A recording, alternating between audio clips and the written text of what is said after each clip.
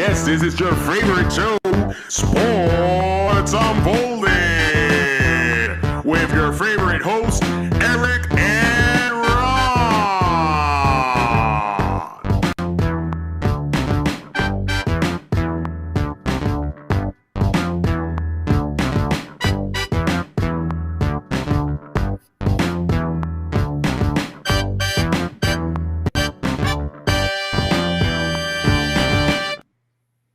Hi, welcome to a very special Sports Unfolded.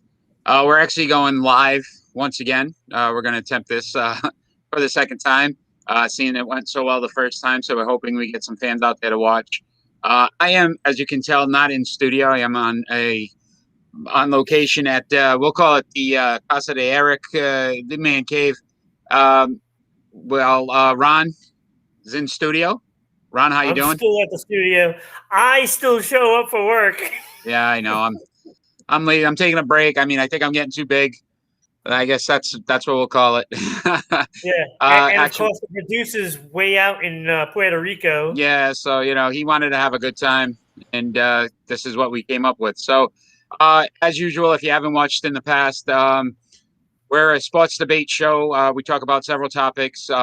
Some local teams. We are in the New England area, but we also cover other teams, other areas. So, as we get started here, we're going to go off with our leadoff story. And our leadoff story is about J.J. Watt, who signed a 2-year deal with the Arizona Cardinals. The deal is worth $31 million, includes a $23 million guarantee.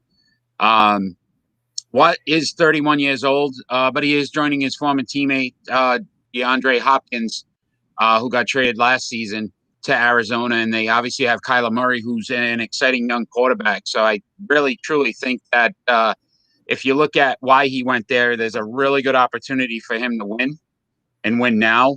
And that was something I know he was interested in. What's your opinion on that? This could probably is signing of the offseason. And I'll tell you why. Arizona was a very good ball team last year.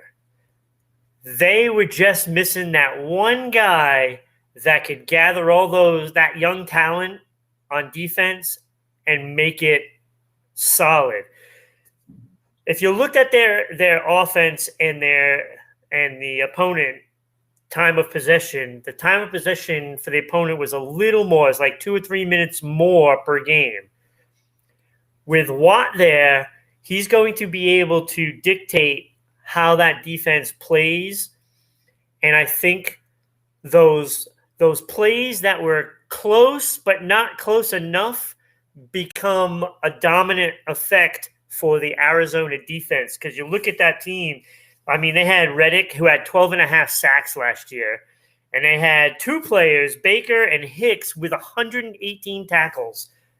And you put that young talent with Watt, it becomes better, and they'll stay on the field unless, of course, he spends a lot of time off the field. Yeah, so again, injuries could be a concern. Again, 31 years old. He's had several injuries in his career. I like the partnership with Chandler Jones. So since 2012, between the two of them, they are the 2 top sack leaders in the NFL. So you think about the pressure they're going to be able to bring to the table. I think, Arizona just barely missed the playoffs. This probably gets them over the hurdle. At least they are a playoff contending team, if not possibly a Super Bowl contender, to your point. If J.J. Watt stays on the field healthy and is productive, this is a phenomenal signing. If he stays healthy the whole year, probably be in one of the top 2 teams in that conference. Yep. And again, it's still wide open. Again, they got Tampa Bay on the other side there that in the NFC. That's going to be the only true test. Who's going to match up against them defensively now, putting pressure on Brady. One of the things he hates. They have that piece with Watt and now Chandler Jones. I think that's why they signed Watt. Yeah, really, really, really great signing. Let's move on to the NBA. So we've obviously had some fan participation. Some fans actually have asked us to cover a couple other teams. So Mickey in Connecticut has asked if we could discuss the New York Knicks and are they serious contenders in the Eastern Conference? So they're currently before last night's game and the loss, they're now currently 18-18. So when I started writing the start, I'm like, they're doing pretty well, over 500. Last night they didn't do so well, and it ended up costing them. They're currently sixth in the Eastern Conference, only a game and a half up from being in the ninth slot and actually out of contention. So, what are your opinions on the Knicks? Well, first off, they're not a contender. They're not a contender. I'm looking at the roster. Julius Randle is probably the only viable player right now. I think Derrick Rose has only got 12 and a half points. Like, he's not Derrick Rose of the past. He's just not. And to me, this team clearly has not enough horses to do anything major. Like, they'll hang around for 3 quarters most of the time, and just the lack of experience and the lack of talent really is just not going to get it done. It's just not going to get done. Yeah. So a team like Julius Randle's having a phenomenal season. 23, almost 23 and a half, almost 11 rebounds, so double-double every night. RJ Barrett, last year's draft pick, honestly, has started to show some signs of improvement. 16 and a half, but he's only shooting another year. Another year, we could be talking about this team. Yeah, 43%. Percent shooting. So if you look at it, I mean, again, he's got to improve on that. He has to make sure that he gets a little better. I agree with you that Derrick Rose. Derrick Rose, maybe 5 to 6 years ago, was a superstar. Unfortunately, Tim chimed in. Tim actually watched us on our roundtable last week. Tim, yes, we do sports as well. So thank you for tuning in. Well, to another point of Derrick Rose, if it was the Derrick Rose of 5 or 6 years ago, then this team would be a contender, because that's the kind of player that can get all players playing better than what they can, and he's doing that, but he's not that good. So if I think he's only 5 or 6 years ago, then this team could definitely contend for the East. Yeah, and again, I think he's only played in 10 games with the Knicks. So again, maybe it's chemistry, maybe getting used to the players. But if he's not on to that level where 15 to 20 points a game, I don't think they have enough horses. They're ahead of Miami and Charlotte. Charlotte is a young and upcoming team. They look really good. They've got LaMelo Ball. He's playing, unworldly. Gordon Hayward, who came back, after Boston, granted he suffered another injury, but he was an all-star before that injury. So I think they've really got to try to stay ahead of a couple teams. Miami, again, was in the finals last year. So I really don't think they have a shot. I think they're a year away. I really, truly think that give them another year. Like you said, RJ Barrett maybe takes that next hurdle. It's all going to depend on Derrick Rose, to me, in my opinion. If Derrick Rose actually can produce to the All-Star level he was, or at least close to it, I think he has a really good. When's the trade deadline? It's right after the All-Star game, so it's coming up. It's probably another week or so. If this team makes a trade to get somebody, to get another piece, I would rethink that, because if they do get another piece, I see them finishing above the Celtics. Yeah, they could very well. And, Tom Thibodeau, he's a veteran coach who's been around, coached many, so he knows how to win. It's not a question about coaching. It's more about just, again, maybe another piece or two. But Mickey, thank you for actually asking us to speak about the Knicks. And if anybody else has anything that they'd love to hear us talk about, feel free. Shoot us.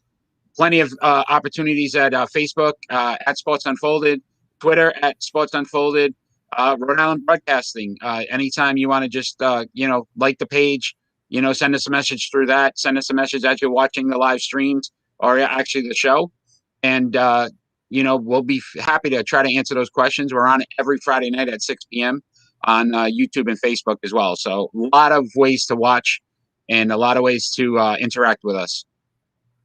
Second question on the NBA run. Oh, I'm sorry. Did you have something? No. Go ahead. Go ahead. I'm waiting for you. Yeah. Second question was, and it's not really about stats or numbers. It's just did Jason Tatum deserve to be named as the start of the All Star? He's replacing Kevin Durant, who is currently nursing an injury and will not play in the All Star game. Do you think it was a good thing for Jason Tatum to be named an All Star starter? No, no. Who do you put in instead of Durant?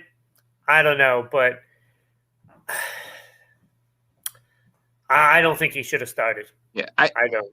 Unfortunately, I think that it's going to obviously make his head bigger than what needs to be. This team still needs to understand that they need a challenge to be superstars, and I feel like this is going to give him more of an opportunity to feel like, hey, I'm an all-star starter now.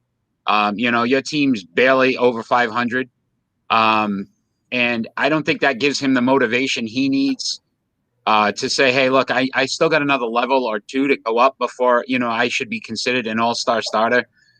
He did have a birthday today, so we'll wish him a happy birthday, even though we're taking shots at him. But I truly think that the Celtics are going to regret the fact that he got named as an all-star starter. I actually have to agree with you for the rare moment. I just it just kills me because he doesn't seem to possess that ither right now, and whether he can develop that, I don't know. I don't know anymore. I mean, what can affect a player? But right now, I don't see that, and I really wish that he got snubbed for the All-Star game altogether, because I think that lit a fire on it, and I think that could have gotten him going. But because he gets recognized and even called a starter, in his mind, he's going to be thinking, I'm not doing anything wrong. I'm doing exactly what I'm supposed to be doing. And no, you're not. You're not leading this team. You're just there. And the Celtics don't need a player that's just there. They need a player to be part of something, to be leading something. And he doesn't have that thing that, like, say, a Garnett or a Paul Pierce or Larry Bird or a Kevin McHale. You can go on, Bill Russell. You can go on and on and on. He doesn't have that in him right now. And until he does, this is what you're going to get from the Celtics, underachieving. Yeah, and unfortunately, Jaylen Brown made the team as well. So the two guys that we've been discussing, for the last couple of weeks, and how they need to really be the leaders of this team and get them over the hurdle, should have been much better than, a game over 500 at this point. Are both all-stars, and I think they're too young to understand that it's an honor and a privilege, but also, you're supposed to be leading the Boston Celtics and not trying to get these awards. That's not what's going to ultimately. The Celtics should be one of the top two teams in the East right now. They should be one of the top two teams. And that's not even a question. On paper, they should be number one or number two. And they're not. So there's, like we said last week and the week before, there's something wrong. I mean, how long do we go on thinking that, everything is okay? I mean, are we delusional? And the amazing thing, as I'm listening, we're hearing Danny Ainge isn't going to use the trade exemption and actually get, a player. We're gonna just try to ride this out and see. But that's going to be unfortunate because I still think that, they had a shot. They had an opportunity here. So, unfortunately, we'll see how this plans out over the next week or so once the All-Star break is over and how they respond in the second half. Tim, again. Tim loves Ron. Ron is a jack of all trades. He does it all. Haven Shine reviews. Yep, he's everywhere. Sports Unfolded. I am the Ryan Seacrest of Rhode Island broadcasting. He's everywhere, everywhere. So, really good discussion on the basketball. The Thank only thing you. is, I'm not dating a model. I don't know. Yeah, hey. We got to look into this. Yeah, we're gonna have to see what we can do for you. Let's move on to the NHL. ESPN recently came out with their NHL power rankings. And I'm having technical difficulties here. So the ESPN NHL power rankings, they rated Toronto number 1, Tampa Bay Lightning number 2, the Boston Bruins at number 3, Carolina Hurricanes at 4, and then the Vegas Golden Knights finished them out in the top 5. Thoughts, and my hockey guy, Ron, what do you think? Did they get it right? They got it. Only a couple of things right. They got Toronto and Tampa Bay right. As of right now, they got Toronto and Tampa Bay right. But we all know Toronto is going to choke in the playoffs, and that's that. But I don't even have Boston in my top 5, and I'm a Bruin fan. Wow. Okay. So, look, their goal scoring isn't there right now. So they should not be in the top 5. And they're third in their division. So how do you put them ahead of the 2 teams above them? But I have Carolina at number 3. Okay. And, like, they're scoring some goals. Like, they are scoring. And, you know, they're playing well. Like, you got to watch out for that team. Like, Carolina right now is for real. And then I have Winnipeg. And then I have Washington. And I have Washington and Boston, 5 and 6. Basically, we're on live, so tonight they play each other. So by the time this airs on Friday, we'll know who won. And the team that won obviously moves up above 5 in my book. So, but yeah, they left out. So the other 5 teams that they had mentioned: Colorado, Florida, Philly, Edmonton, and Winnipeg. So you did put Winnipeg in there. Opinions on Colorado, Florida, Philly? Colorado and Florida aren't even in my top 10. They're not in my top 10. I mean, I like them. They're good. Yeah. But for power rankings, no. Because they're just not scoring the goals right now. And they're doing it with defense. And to me, to be in the power rankings, you have to have that defense and that scoring. You have to have that punch. And they don't have the punch. The teams that I put up there, Edmonton, Vegas, Philly, and St. Louis round out my top 10. And those teams can score some goals, and they're still playing well defensively. So I don't buy Florida and Colorado right now. But do I think they'll be there in the end? Yeah, I think they will. So we got not the very end, but in the playoffs. Tim's going St. Louis. Tim is St. Louis. Yeah, they're a good team. They're a good team. Then they're good, and they got, of course, Torrey Krug. So they have that punch. I mean, he's going to be a presence for them come playoff time. I think St. Louis is going to do some damage in the playoffs. They're so heavy to play against, and we all know what happens when you play heavy against a team that has a lot of finesse. Mm-hmm. So it's going to be an interesting. Well, you know what? I think we may have just come up with a new segment. Actually, we might be doing SU power rankings for these teams. So, we'll obviously try to get the fans involved. Tim already cast his vote. But, Tim, thank you for the support. We appreciate it. Let's move on to the Boston Bruins and their struggles with the New York hockey teams. It's not looking good against the Islanders. I know they're 0-3 against the Islanders. The Isles are a good team, man. They're a good team. They're not in your top 5, though. No. And you got Boston. They have no offense. They're just so good defensively. They are so sound defensively. They're tough to play against. So what does Boston have to do to get over that hurdle? Because they're going to probably face them in the playoffs. The Bruins just need to start playing a full game against them. Like, you can't play 40 minutes against the Islanders because that last 20 is going to kill you. Like, it's simple as that. Like, we've seen it. Like, I've watched every game, and they play 40 minutes against the Islanders, and then the last 20 minutes, I don't know where their heads are, and they just get destroyed in that last period. And that's generally the Bruins' best period, is the third period. But against the Islanders, it's not. It's almost like the Islanders wear them down, and then they play sloppy, and the Islanders are too good defensively to do that. And then they bite them. And what about the Rangers? I think they've split with the Rangers. Nah, I think not worried about that piece. No. I think the Rangers are an average team, and look, they just caught the Bruins at the right time.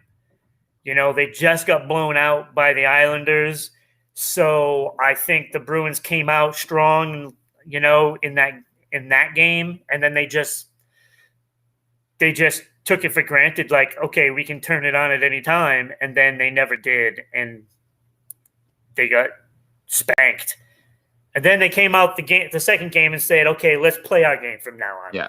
You know, and then it was different. Like, you could see clearly that they were playing smarter, even though they had like three defensemen out, Krejci's out, they had Wagner out of the lineup, but yet they still played well.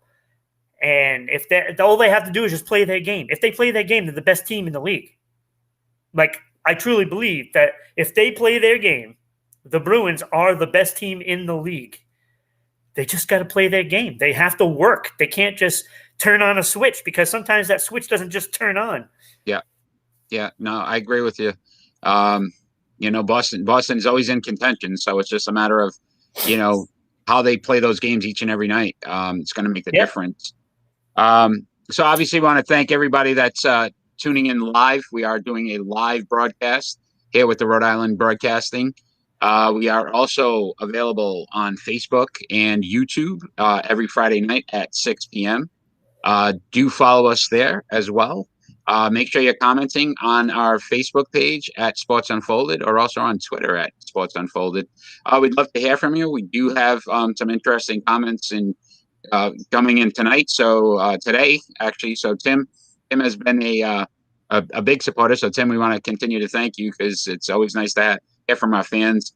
You know, you did ask about WWE. We are looking into it, doing some wrestling talk as well. I'm sure it will come up at some point, but definitely. Maybe there's a wrestling podcast out there that wants to be on Rhode Island Broadcasting. You never know. You never know. Let's continue to get the more they communicate with us, right, the more opportunities we have to make this broadcasting, you know, an amazing thing. Let's move on to the pick and roll. Pick and roll. You know, this is actually my favorite segment. Pick and roll. Well, yeah, because you know what? I love this segment. Because you know what? You can always be wrong and I'll always be right, but at least, you know, it's really what the fans say. Wait, have I been wrong yet? I've been wrong. I think I won the last one as well, but we'll see what you come up with today. That's not what the fans said. Pick and roll. So recently, Russell Wilson, who has not said he wants to trade overall, but is interested if he was getting traded, he named 4 teams: the Dallas Cowboys, the Chicago Bears, the New Orleans Saints, and the Las Vegas Raiders. So what we're going to do here at the pick and roll is we're going to rack and stack which teams from 5 to 1 he should go to, and Seattle obviously would be an option as well. So the 5 teams. So do you want me to start since you started last week? It doesn't matter. All right, so I'll start us off. So at number 5, I have the Chicago Bears. So out of the 5 teams, to me, that are least attractive. They're probably unstable. Nagy, if they don't win, is probably getting fired as the head coach. I don't think. I mean, I love the looks, Ron. Yes. The Chicago Bears, the least attractive out of all the teams, based on the fact that the organization isn't sure what they're going to do. If he gets there and they don't win, they're firing the coach. I'm not sure if that's a good move for him. At number 4, I got the Las Vegas Raiders. I think what they would do is they'd give him the keys to the city. He'd be the face of the franchise, something that he's looking to. Offensively, they have a lot of talent. Defensively, they need a lot of help. So it's about a wash with Seattle when it comes to the defensive side of the ball. I think he may have a little more talent in Seattle than he does in Vegas, but he's got Gruden, who's an offensive-minded coach. I think Gruden would definitely give him more opportunities to make decisions in the offense, which is something that he's kind of rumored to be upset about, is that they don't give him input when it comes to being in Seattle. Number 3, I put the Seattle Seahawks. Again, he knows the process. He understands exactly what he has to do, who he has there. They need to improve the offensive line. That's first and foremost. They need to improve defensively because they are definitely one of the worst defensive teams in the league. But I also feel, again, sometimes all these quarterbacks or all these players that are moving to different teams, he has an opportunity to stay with one team and do something special. They need to give him some input. He is the face of the franchise. They need to treat him like that. Number 2, the Dallas Cowboys.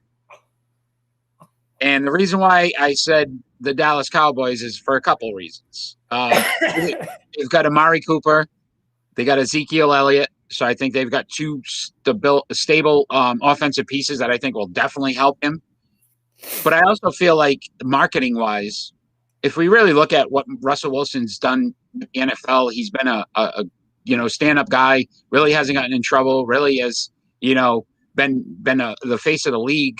From a quarterback standpoint of not doing anything that is uncharacteristic of what the league wants.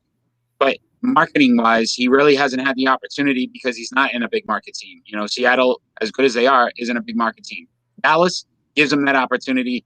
So from a branding standpoint, from endorsements, I feel like he'd have a great opportunity with the Dallas Cowboys to at least, start to grow that part of his career. And number 1, I had the New Orleans Saints. I think they have the most talent out of all the 5 teams that we've discussed. I think they have a very good defense. They're in a win now. You add Russell Wilson to that piece, they're Super Bowl contenders. I think they're neck and neck with the Tampa Bay Buccaneers. I really think they beat the Buccaneers with Russell Wilson because I think that just gives them another element that they didn't have with Drew Brees. Russell can throw the ball, but he can also run the ball. He can get out of the pocket.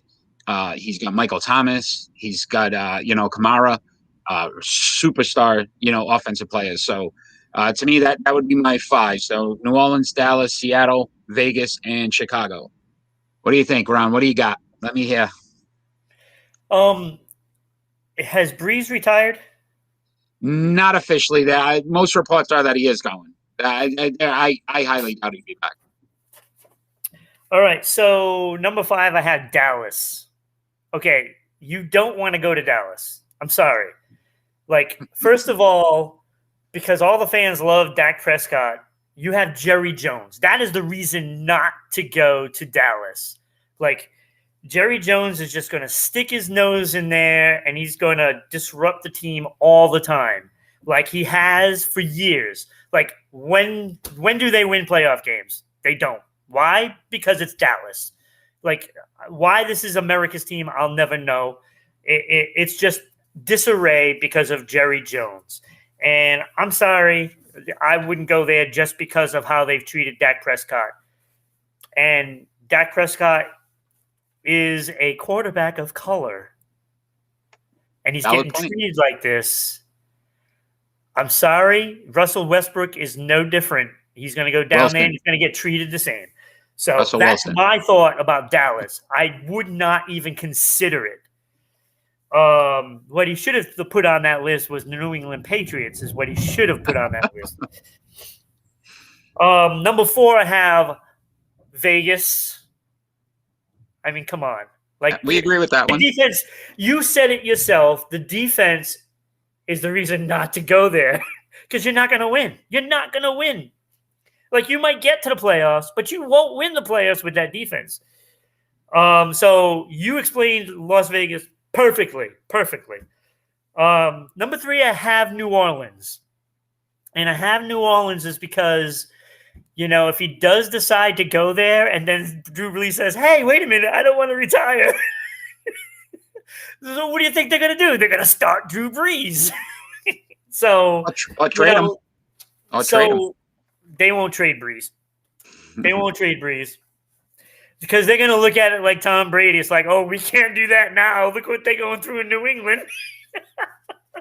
So that would be number 3. And you said it might be the best team, but until Breeze says, hey, I'm not playing anymore, I don't go there.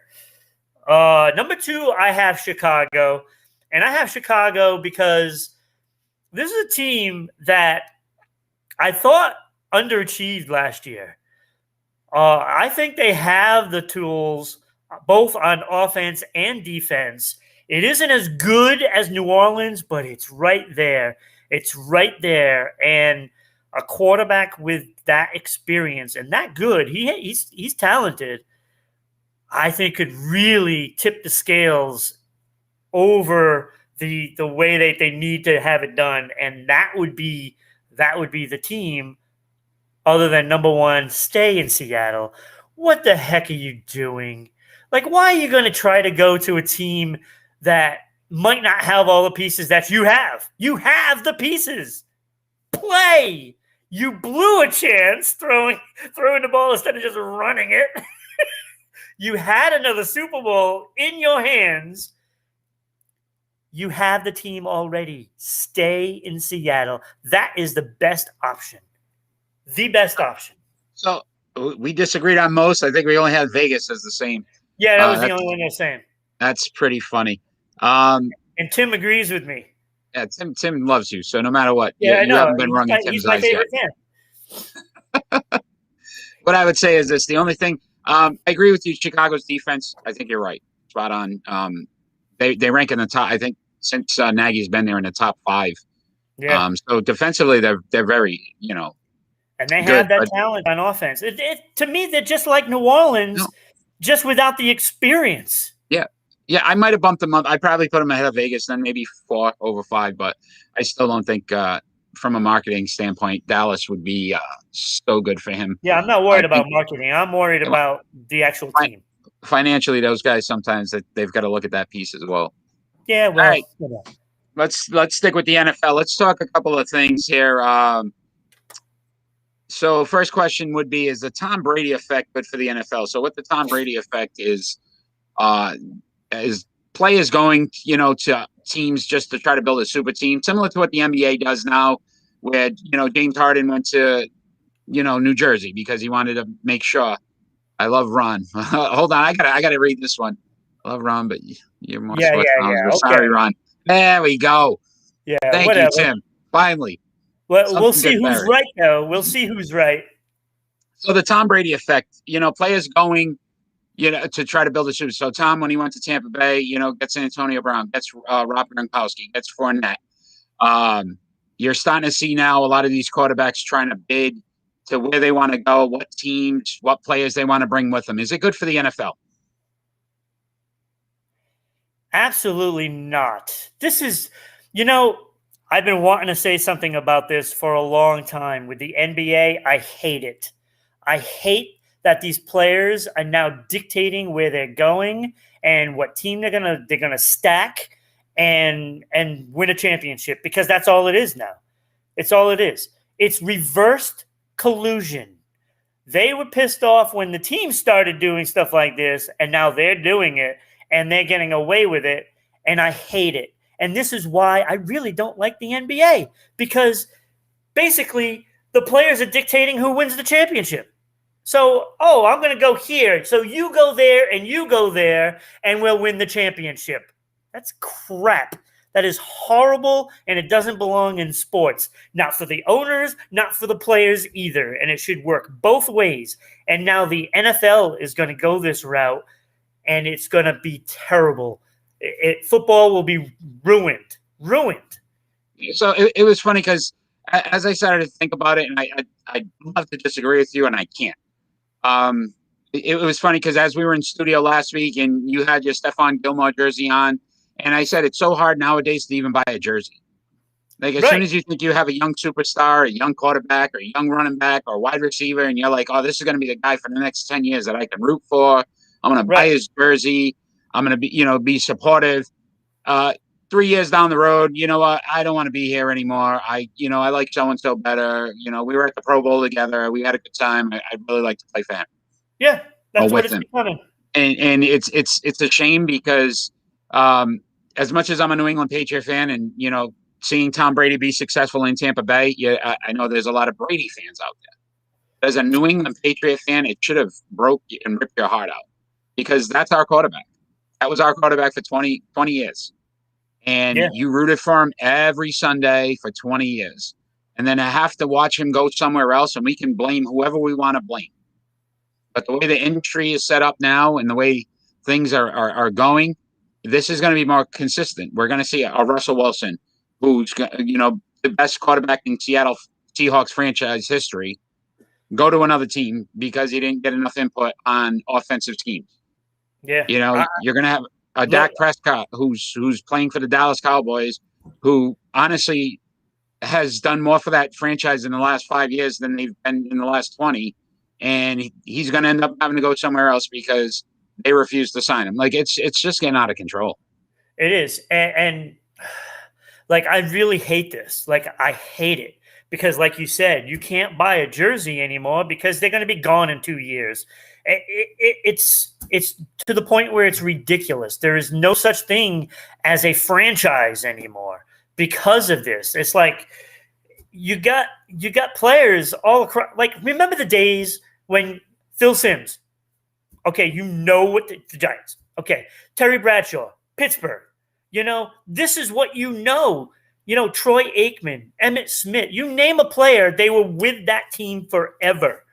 Barry Sanders, Detroit Lions. Like, whether they were good or not, it didn't matter. You knew where the stars were from. Now, Antonio Brown, who the hell does he play for next year? Right? You know what I mean? It's like he's been on every team practically. This is not what superstars are supposed to be. They're supposed to be marked by a franchise. Like, I hate it. I hate it. It's like you can't have it's the same thing in baseball too. It's like, come on, like Mookie Betts should have been a Boston Red Sox forever. Forever. No, can't have it. Can't have it. Why do we want to have a franchise player if you're just going to trade them? Yeah, and so the unfortunate part is, though, we've got to look at both sides of the table. So how many times does a player sign a contract and the team trades him? Right? But at the same time, how many times do we say a player signed a contract, why doesn't he own up to it and just, honor it? So it's so hard to judge. I mean, once you become a free agent, to me, if you've honored your contract, you've went through the process, and then you decide the next best thing for me to do is go to another franchise, I understand that. I don't understand where these players feel like it's okay to just say, well, Tom's in Tampa, and we've already heard about it for next offseason. This guy's going to take less money. This guy's going to try to sign there. This guy wants to play there. Like, the NFL's always been balanced. Every year it was interesting because you just didn't know which teams were going to get in. And now you're already starting to say, okay, well, Tampa Bay's the favorite again because they're going to bring in more players because Tom's there and that's what they're going to do. It's changing the whole outlook of the NFL. It's a bad look for the NFL, and I really think at some point they're going to have to figure out how they can stop. I mean, it's almost at the point, Eric, where you just say, okay, so Tampa Bay and Kansas City in the Super Bowl next year. So why play the season?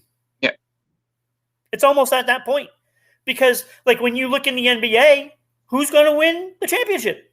Yeah, we're looking New Jersey. We think in New Jersey, right? I mean. So New Jersey and the Lakers maybe in the championship, like yep. It shouldn't be like that. You should not have to be able to tell what the championship game is going to be before you even get to the playoffs. And not for nothing, I like the way the NHL is set up because. Like, you look around, there are easily 10 to 14 teams that could win the Stanley Cup. They could win it. No, we'll see. We'll see how this works out. Real quick, former New England Patriot linebacker Kyle Van Noy was released by the Dolphins after 1 year with the team. Should New England bring him back? Yeah. Or attempt to? What else do they got? So, yeah, of course. Yeah. I mean, he played really well for them last Yeah, year you with know the what Dolphins. you're going to get out of him. So, Bill Belichick knows what he's going to get with him. And so I'm I think sure he's probably going to sign him. if financially they can figure something out that works, I think that's a great signing. But little surprising that Miami released him so quickly. I am too. Kyle Rudolph has been released by the Minnesota Vikings. Obviously, the need at tight end. We do have on Sports Unfolded Facebook page a poll. If you think New England should sign him, if you are watching and are interested, please go to @Sports Unfolded on Facebook and vote yes or no on the New England Patriots attempt to sign Kyle Rudolph to the team next season. Let's go over to Major League Baseball real quick, and obviously with spring training and just starting off. I guess the quick question would be, and we'll keep this brief because we will be breaking down the MLB. Once the season starts. You want me to be brief? Yes, we're gonna have to be. I think we're running. We're running. All my notes on this. I don't know, buddy. It's an hour show, unfortunately. We still got some more stuff to talk about. But do the Boston Red Sox legitimately have a shot at winning the AL East? No. Or is Tampa Bay or New York the teams to beat? And I hate to burst your bubble about Tampa Bay. I don't even like Tampa Bay better than the Red Sox, and I don't like the Red Sox.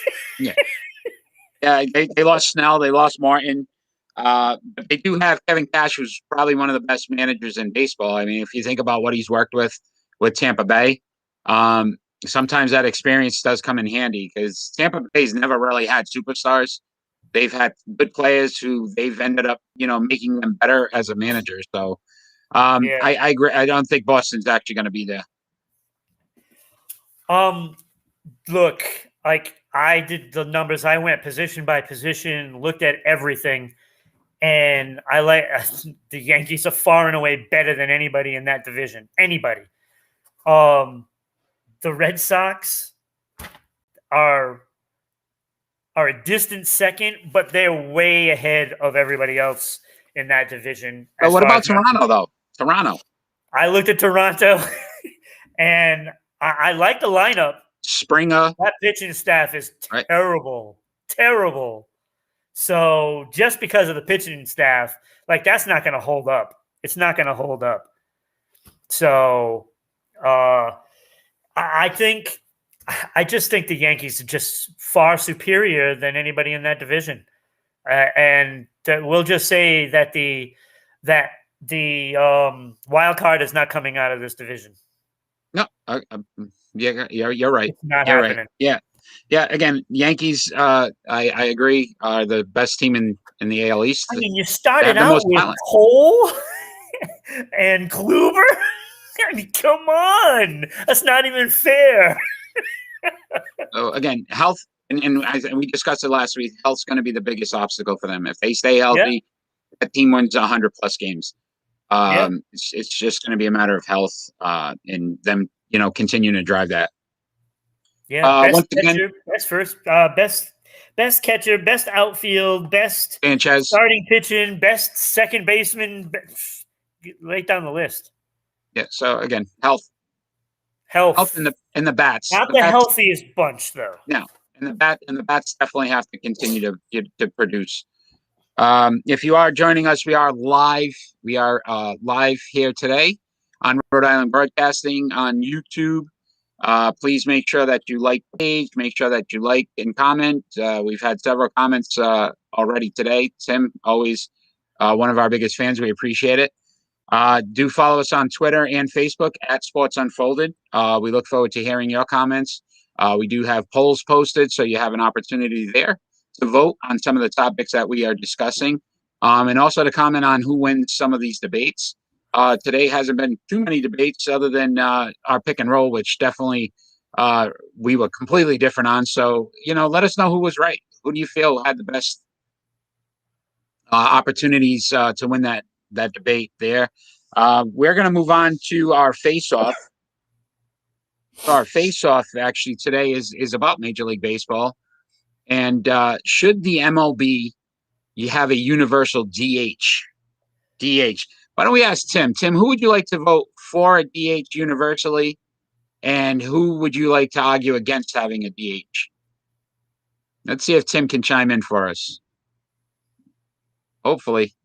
If not, we're going to have to go to our producer and see who we can get. Yeah. So basically, one of us has to argue for putting a DH in the National League. Yes. Or against putting a DH in the National League. Yes.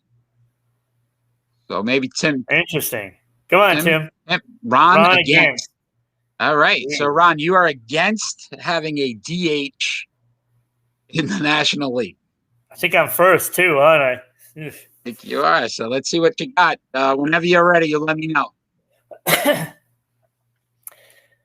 All right, I'm ready. And go. All right. First of all, DH doesn't even belong in baseball because, it's tradition. The National League is tradition. That is what baseball was when it first started, and that's the way it's supposed to be. The pitchers hit.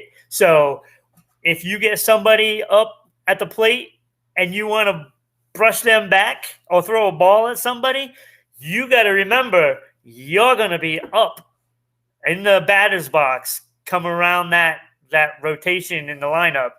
And so, yeah, you can brush somebody back, but expect it back to you. And that's the way baseball polices itself. I mean, before you know it, we're going to have 10 starting pitchers in the rotation if we keep up this way. I mean, it's getting ridiculous already. Let the people get out there, pitch. That's what it's all about. You pitch, then you get up and you swing the bat. Babe Ruth did it. Time. All right. Whenever you're ready, you let me know, Ron. Oh, yeah, I got to time you, huh? Got to time me, buddy. Let's see. Let's see if I can make Tim proud. Tim, you let me know. So yeah. I am for the DH. I am for the DH. What am I doing? Timing? 1 minute, buddy. On the clock. All right, 1 minute. And you ready? Absolutely. Go. So think about the disadvantages sometimes when they play in the World Series, and you got to have these pitchers from the American League and a National League park, and they have to bat. So why not just make it universal? Have a DH. How many people want to see a pitcher go 0 for 3, 0 for 4? It doesn't make any sense if you think about some of the injury problems that they can have. Results from just swinging a bat when they don't need to. These teams are paying these pitchers to pitch. There's plenty of players that could probably cross over and have a longer career if the if the National League had a DH, not the Hockey League. That'd be a little weird. But right, there are opportunities there for players to go to other teams, to other cities, carry on a career.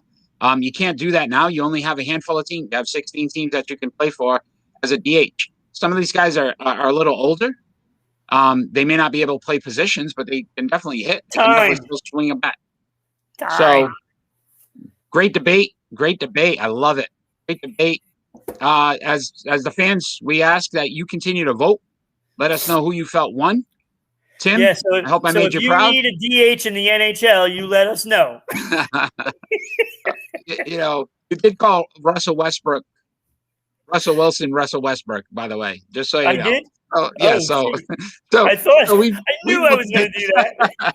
We both made a couple mistakes. I did want to chime in, and this is something that I do. I don't know why I feel I have to rebuttal. So last week's face-off, as some fans voted, they believe you won. It was a clean sweep. Tom Brady was more important to the Patriots organization than Bill Belichick. And all I will say to you and to all those fans that voted out there, those were some great defensive calls that Tom Brady made on the sidelines to stop Peyton Manning from scoring, or some of those great calls to when we're kicking a field goal or the key punts. Tom Brady, great job doing all that. There's 3 phases to football, but Tom Brady's the most important thing ever in the history of the New England Patriots. Hey, I'm see, sorry, I see, still like, disagree. look, Tim even agrees that I won, and the fact that I had to argue the point that against what I believed. I think that they should have a universal DH, and I had to argue against that, and I still gave a great argument. You gave a great argument.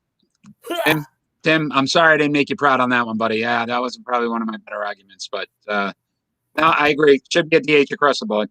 Makes more sense. But yes, make sure you wrote Rhode Island Broadcasting. Continue to vote. Vote on Facebook. Vote on Twitter at Sports Unfolded. I really love to hear from you. Really like to know if you have a topic that you'd like for us to debate on next week's Face Off. How great would that be that we could get a fan to give us next week's Face Off, Ron, and we'd be able to do that. Ron won. Ron, you're already up 1-0 again. I think you're. Nothing, but we still have this airing Friday night. So Friday night, I'm 6 p.m. We'll see. All right. Right now, you're up. All right, let's go on to our predictions. So our predictions for this upcoming week. Right now, currently standing, we're 1-1 off of last week, but there's a couple. And go figure. I lost the hockey one. Yeah. Aha! The hockey guy lost the hockey one. All right, so let's look at on March 6th at 1 p.m. Philly at Pittsburgh, NHL. I got to go Philly. I think they're just tougher. I think Pittsburgh is just floundering right now. They have so much talent, but I don't think they've put it together yet. So I go Philly. I agree, Philly. 2. Philly. I go Philly. Sidney Crosby might be out, with COVID protocol. So that obviously hurts Pittsburgh a little bit. But I really think that I agree with him. Crosby's out? Currently, yes, he's out. So he's not going to play in that game? Not necessarily. Well, he's under protocol. Let's see what that entails. I don't know. Again, because I think if he's out, I'd go with Pittsburgh. Okay, well. How about on March 9th, Boston at the Islanders? Boston currently 0-3 this season, outscored 12-4. Is this the day that they break it? See, the brain wants to tell me to go with the Islanders because that's the smart pick right now. Because the Islanders are just playing better. Yeah. But then you think, okay, well, they got to crack through it eventually, right? So the fourth game in, they win because, they've lost 3 already against them. So you go with Boston, right? Right? That's what I'm going to do. I'm going to think that, okay, just because they lost 3 in a row to Islanders, I'm going to go with Boston. Okay, I'm going the Islanders. I don't think Boston has figured out how to beat them. And they recently showed that they couldn't beat them. So it's not like months have gone by and they figured some things out. I think it's still, it's only been about a week and a half. So I'm going the Islanders on that one. All right, NBA. There's not much going on before we film again next week. So we're East versus West. All-Star game. I know you already said you're not watching it, but who do you got? Who are you picking? Well, I don't have a coin. All right, where are they playing? In Atlanta? In Atlanta. So an Eastern Conference. So I'm going to go East because they're going to try to set it up so that way whoever's there from that area is going to score a billion points. All right. I'm going West. They got the old talent, but a lot of just look like a little more superstars. East is younger, so I don't know if that's going to play a factor. So I'll go West. But if you, as the fans, have any ideas of who they'd want to pick, let us know. Again, follow us. So many different areas, so many different ways. So let us know. But currently we're 1-1.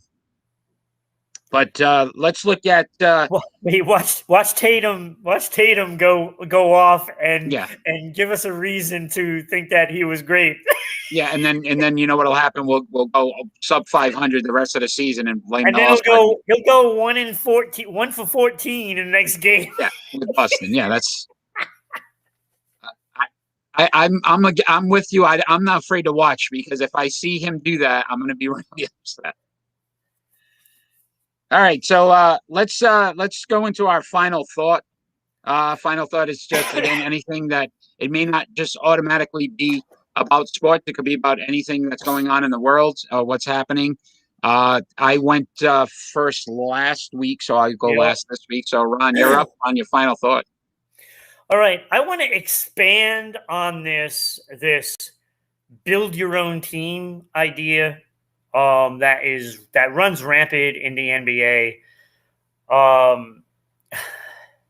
Look, like players are kind of like now overstepping their bounds. Like I know there's a lot of things that the players are right about, and the owners of teams just keep taking and taking and taking and taking.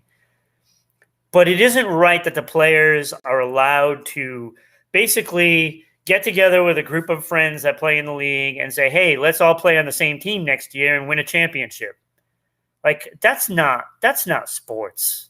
It's just not sports. There's like, do we care that, like our team may not have all the stuff? No, we don't care. We just love the game.